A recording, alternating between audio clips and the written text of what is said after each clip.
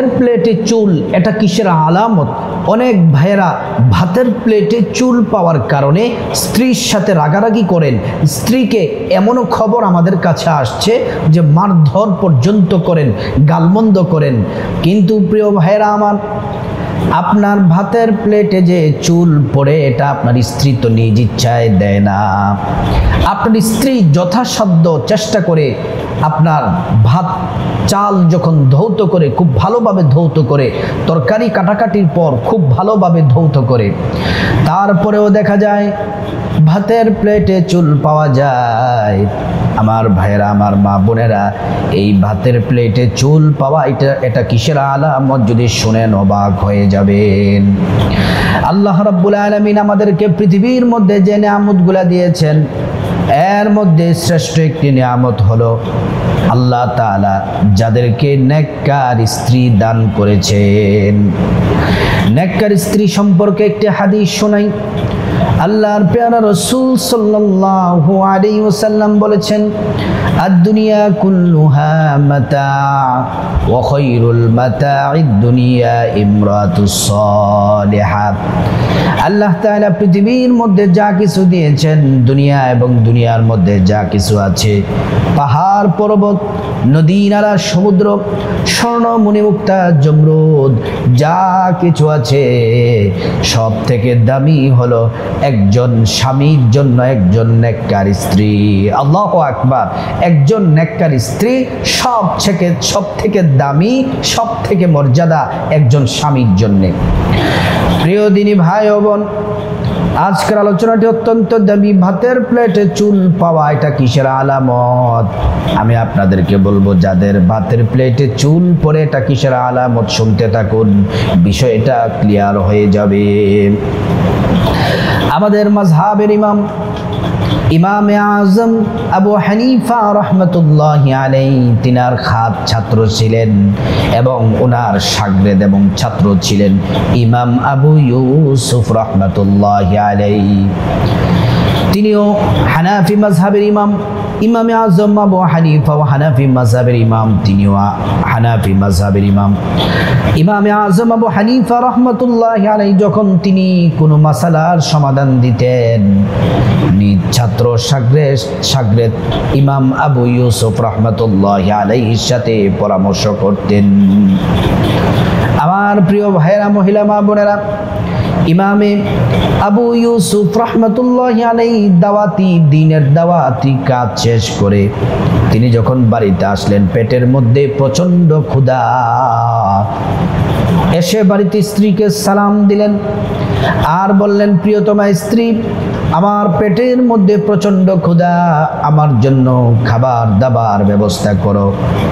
ঘরের মধ্যে তেমন কোনো খাবার দাবার ছিল না। স্ত্রী রান্না বসিয়ে দিল, ঘরের মধ্যে যা আছে সেগুলোই রান্না করা শুরু করে দিল। অল্প সময়ের মধ্যে রান্না সম্পন্ন করলেন। স্বামীর সামনে খাবারগুলা দিলেন, তাড়াহুড়ো করে রান্না করে খাবারগুলা দিলেন। স্বামী তৃপ্তি সহকারে খাবারগুলা খেলেন। এবার স্ত্রী এসে জিজ্ঞেস করলেন, স্বামী, আপনার কি ক্ষুধা নিবারণ হয়েছে? আর আপনি বলেন তো, আমি তো তাড়াহুড়ো করে রান্না করেছি, এই রান্না করার কারণে আমার পাক শাক কেমন হয়েছে? আমরা যেমন বলি যে আজকে যে দাওয়াতে খাবারটা খেলেন, পাক শাক কেমন হলো? যদি ভালো হয়ে থাকে তাহলে আমরা প্রশংসা করি। ইমাম আবু ইউসুফ রাহমাতুল্লাহি আলাইহির স্ত্রী বড় নেককার ছিলেন, আবেদা ছিলেন, আল্লাহওয়ালা ছিলেন। তিনি জিজ্ঞেস করলেন, স্বামী আমার, তাড়াহুড়ো করে রান্না করলাম, খাবারটি কেমন হয়েছে? ইমাম আবু ইউসুফ রাহমাতুল্লাহি আলাইহি তিনি বললেন, প্রিয়তমা স্ত্রী, রান্না অত্যন্ত সুস্বাদু হয়েছে, তুমি কষ্ট করে রান্না করেছো, রান্না খুব ভালো হয়েছে। কিছুক্ষণ পরে স্ত্রী যখন খাবার খাওয়া শুরু করলো, খিদা লাগলো, খাবার শুরু করলো। যখন তিনি খাবার মুখের মধ্যে দিলেন, দেখে যে খাবার সুস্বাদু হয় নাই, জঘন্য হয়েছে। তিনি চোখের পানি ছেড়ে দিলেন, ওযু করলেন, 2 রাকাত নামাজ পড়লেন, আল্লাহর কাছে দোয়া করলেন, মালিক, আমার স্বামী দিনের দাওয়াতি কাজ করে প্রচণ্ড ক্ষুধা নিয়ে আমাকে খাবারের জন্য বলেছে। আমি অল্প সময়ের মধ্যে খাবার দাবার আমি পরিবেশন করলাম, তৈরি করলাম, রান্না করলাম, স্বামীর সামনে দিলাম। আমার রান্নাটা ভালো হয় নাই, তারপরেও আমার স্বামী খাবার খেয়েছে। আমি জিজ্ঞেস করলাম কেমন হয়েছে, স্বামী অসন্তুষ্ট প্রকাশ করলেন না, নাখুশ হলেন না।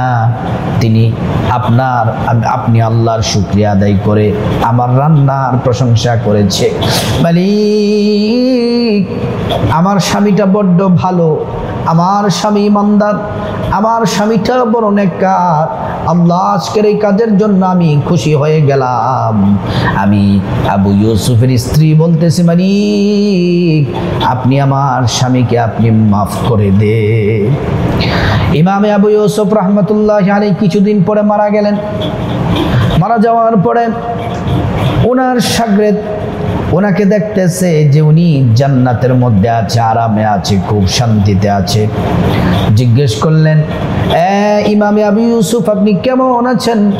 ইমামে আবু ইউসুফ বলেন, আমি ভালো আছি, আল্লাহ আমাকে ভালো রেখেছেন। বলতেছে এমন কি কাজ আছে, এমন কি গুণ যেই গুণের কারণে আপনি জান্নাতে চলে গেছেন? ইমাম আবু ইউসুফ রাহমাতুল্লাহি আলাইহি স্বপ্নের মাধ্যমে ওনার শাগরেদকে বলে দিলেন, আমি একদিন দিনের দাওয়াতি কাজ শেষ করে বাসায় আসলাম, স্ত্রী রান্না করেছে, রান্নাটা বড়ই জঘন্য হয়েছিল, তারপরে আমি অসন্তোষ হই নাই। আমি আল্লাহর শুকরিয়া আদায় করে খাবার খেলাম। খাবার খাওয়া যখন শেষ হলো, স্ত্রী জিজ্ঞেস করছিল যে খাবার দাবার কেমন হয়েছে? আমি বলেছিলাম ভালো হয়েছে, রান্নার প্রশংসা করেছিলাম। পরবর্তী সময় আমার স্ত্রী যখন খাবার খেলো, দেখে রান্নাটা জঘন্য হয়েছে। আমি আমার স্ত্রীকে গালমন্দ করি নাই, আমি আমার স্ত্রীর সাথে খারাপ আচরণ করি নাই, আমার স্ত্রীর সাথে আমি উত্তম ব্যবহার করেছি। আমার স্ত্রী আমার জন্য দোয়া করেছে। এই গুণের কারণে আল্লাহ রাব্বুল আলামিন জান্নাতে আমার মর্যাদা বাড়িয়ে দিয়েছে। আল্লাহু আকবার।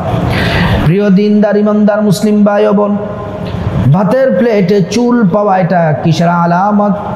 অনেকে দেখতেছেন ভাতের প্লেটে বারবার কয়েকদিন পর পর চুল পাওয়া যায়। স্ত্রী এত কেয়ার করে, এত সুন্দর করে ধৌত করে, তারপরেও দেখা যায় ভাতের প্লেটে চুল। আমার মা বোনেরা, মুসলিম ভাইরা শোনেন, ভাতের প্লেটে যদি চুল পড়ে যায়, অনেকে কি করে খাবারটা আর খায় না, খাবারটা নষ্ট করে ফেলে। এটা করবেন না। রিজিক বড় দামি, রিজিককে সম্মান করুন, রিজিককে মর্যাদা দেন, তাহলে ধনী হবেন। আপনি যদি চুল পড়ার কারণে আপনি যদি খাবারটি যদি নষ্ট না করেন, আপনি যদি শুধুমাত্র চুলটিকে ফেলে দেন, তারপর বাকি খাবারটি যদি আল্লাহর শুকরিয়া, আল্লাহর প্রতি কৃতজ্ঞতা জ্ঞাপন করে যদি খেয়ে ফেলেন, আল্লাহ কোরআনে বলছেন, ওয়াকুলু ওয়াশরাবু ওয়ালা তুসরিফু ইন্নাহু লা ইউহিব্বুল মুসরিফিন। দুনিয়াবাসী তোমরা খাও এবং পান করো, ওয়ালা তুসরিফু, খবরদার তোমরা অপচয় করো না, ইন্নাহু লা ইউহিব্বুল মুসরিফিন, যারা অপচয় করে আল্লাহ তাদেরকে ভালোবাসে না। অপচয়কারীকে রব্বুল আলামিন ভালোবাসেন না। প্রিয় দিনদার ইমানদার মুসলিম ভাই ও বোন, আল্লাহ তাআলা প্রত্যেকের রিজিক, ভাগ্য, রিজিক আল্লাহ তাআলার পক্ষ থেকে আসে। আল্লাহ তাআলা কোরআনে বলছেন, ওয়ামা মিন দাব্বাতিন ফিল আরদি ইল্লা আলাল্লাহি রিজকুহা ওয়া ইয়ালামু মুস্তাকাররাহা ওয়া মুস্তাওদাআহা। আল্লাহ রাব্বুল আলামিন বলেন, জলে এবং স্থলে যত প্রাণী আছে সবার দায়িত্ব আমি আল্লাহর কাছে, আমি আল্লাহ সকলের রিজিকের ব্যবস্থা করে দেই। আল্লাহু আকবার। হযরত মূসা আলাইহিস সালাম আল্লাহর সাথে কথা বলতেন। আল্লাহ জিজ্ঞেস করলেন, মূসা তোমার হাতের মধ্যে কি? মূসা আলাইহিস সালাম বললেন, আমার হাতের মধ্যে লাঠি। বলতেছে, মূসা তোমার সামনে কি? বলতেছে, মালিক আমার সামনে বিশাল বড় একটি পাথর। আমি আল্লাহর নাম নিয়ে এই পাথরের মধ্যে লাঠি দ্বারা আঘাত করো। মুসা ইসলাম বিসমিল্লাহ বলে আঘাত করলেন আল্লাহর নামে, পাথরটি দুই টুকরা হয়ে গেল। কি আশ্চর্য ব্যাপার, কি হতভম্ব হয়ে গেল। মুসা ইসলাম দেখেন ওই পাথরের ভিতরে আরেকটি বিশাল পাথর। আল্লাহ বললেন, মুসা তোমার লাঠি দ্বারা আবারও দ্বিতীয় নাম্বার পাথরের ভিতরে আঘাত করো। পাথরের মধ্যে যখন আঘাত করলো আবার পাথরটি দুই টুকরো হয়ে গেল। বড় আশ্চর্য ব্যাপার, আবার দেখেন ভিতরে আরেকটি পাথর। আল্লাহর নামে আঘাত করলেন, এবার পাথরটি দুই টুকরো হয়ে গেল। আল্লাহ তাআলা মুসা ইসলামের চোখের পাওয়ার বাড়িয়ে দিলেন। মুসা ইসলামের চোখের পাওয়ারটি অনেক শক্তিশালী করে দিলেন। মুসা আলাইহিস সালাম দেখতেছেন এই একে একে তিনটি পাথরের ভিতরে ছোট্ট একটি কীট, ছোট্ট একটি পোকা, তার মুখের মধ্যে সামান্য একটু খাবার দেখা যায়। ওই খাবারগুলা খাচ্ছেন। আল্লাহ তাআলা মুসা আলাইহিস সালামের কানের শ্রবণ শক্তি বাড়িয়ে দিলেন। তিনি শুনতে পাচ্ছেন এই ছোট্ট পোকাটি, যেটি জাররা সমান। পোকাটি কতটুকু? জাররা সমান। জাররা যেটা চোখে দেখা যায় না। জাররা কোনটা আপনাদেরকে একটি উদাহরণ দেই, ধৈর্য সহ শুনুন। অনেকের দেখবেন যে গ্রামের মধ্যে টিনের ঘর আছে, টিনের ফুটা দিয়ে সকালবেলা রৌদ্রের আলো যখন পড়ে ঘরের মধ্যে দেখবেন এই রৌদ্রের আলোক রশ্মির মধ্যে দেখবেন যে ছোট ছোট বালিকণা এগুলা উড়ে, এগুলাকে জাররা বলা হয়। এগুলা খালি চোখে দেখা যায় না। ওই পোকাটা জাররা পরিমাণ। মুসা ইসলাম শুনতেছেন সুবহানা মাইয়ারানি। ওই পোকা বলতেছে আমি সে আল্লাহ মহামান্বিত, আমার পবিত্র সত্তার গুণগান করতেছি যে আল্লাহ তাআলা আমাকে তিনি ভোলেন না। পোকাটি বলতেছে আল্লাহু আকবার, যিনি আমাকে ভোলেন না, যিনি আমার কথা শোনেন, আমার জন্য প্রত্যেক দিন আমার জন্য যতটুকু রিজিক বরাদ্দ দেওয়া আছে আল্লাহ তাআলা পৌঁছে দেন। যিনি আমাকে শুনেন, যিনি আমাকে দেখেন, আমার খোঁজ যিনি রাখেন, তিনি বলেন আল্লাহ। আল্লাহু আকবার। রিজিক এভাবে আসে।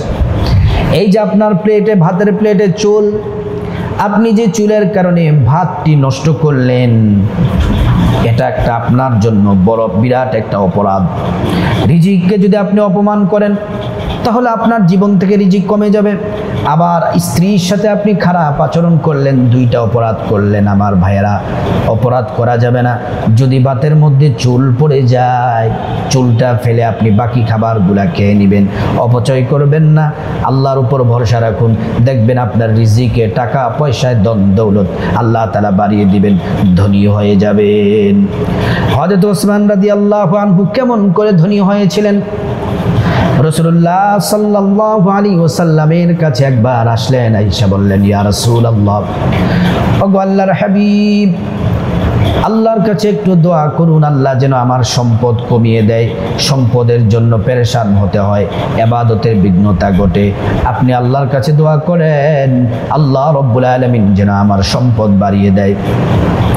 রাসূল করিম সাল্লাল্লাহু আলাইহি ওয়াসাল্লাম বললেন, এ উসমান, একটি কাজ করো, তুমি যখন খাবার খাবে বাহনের পিঠের মধ্যে বসে তুমি খাবার খাবে। বাহনের পিঠের মধ্যে তিনি খাবার খান। কিছুদিন পরে আবার রাসূলুল্লাহর কাছে আসলেন। আয়েশা বললেন ইয়া রাসূলুল্লাহ, ইয়া হাবিবাল্লাহ, আপনাকে বলেছি দোয়া করতেন আল্লাহ যেন আমার সম্পদ রিজিক যেন কমিয়ে দেয়, কিন্তু আল্লাহ আমার ধন সম্পদে প্রচুর পরিমাণে আগের থেকে বেশি বারাকা হয়ে গেছে। আল্লাহর নবী বললেন ওসমান, তোমাকে না বললাম বাহনের পিঠে খাবার খাওয়ার জন্য, তুমি কি খাবার খাও না? বলতেছে ইয়া রাসূলুল্লাহ, আমি খাবার খাই। নবীজি বলেন যখন তোমার প্লেট থেকে খাবার পড়ে যায় ওই খাবারগুলা তুমি কি করো? ওসমান রাদিয়াল্লাহু আনহু বলেন আমি বালি থেকে, মাটি থেকে খাবারটা তুলে পরিষ্কার করে সেই খাবারটা আমি খেয়ে নেই। আল্লাহর নবী বলছেন ওসমান, এই আমল যদি তুমি জারি রাখো তোমার ধন সম্পদ কোনোদিন কমবে না, আল্লাহ খুশি হয়ে তোমার তোমার ধন সম্পদে শুধু বরকত দিয়েছেন, আল্লাহ তাআলা বরকত দিবেন। আমরাও যদি আমলটি করতে পারি আল্লাহ পাক ধনী বানিয়ে দিবেন। এজন্য আমার মা বোনেরা, মুসলিম ভাইয়েরা, যদি চুল পড়ে যায় এটা ভালো, আপনি খাবারটা নষ্ট করবেন না, স্ত্রীর সাথে খারাপ আচরণ করবেন না, ধৈর্য ধরুন, দোয়া করুন এবং খাবারটি খেয়ে নিন চুলগুলা ফেলে, এবং আল্লাহর কাছে যদি দোয়া করতে পারেন। এই ভিডিওটি থেকে আমাদের মূল শিক্ষা হলো আমরা অপচয় করা যাবে না। আর চুল পড়া এটা ভালো, ফেলে দিবেন। চুল তো আর নাপাক না, এটা হয়তো আপনার ঘরের, আপনার স্ত্রীর, আপনার মায়ের, আপনার বোনের অথবা কারু চুল, এতে আপনি ঘৃণিত হওয়ার কোনো কারণ নেই। চুলটা ফেলে দিয়ে খাবারটি খেয়ে নিন, অপচয় করবেন না। আল্লাহ রাব্বুল আলামিন আমাদের সবাইকে বুঝার, আমল করার আল্লাহ পাক তৌফিক দান করুন।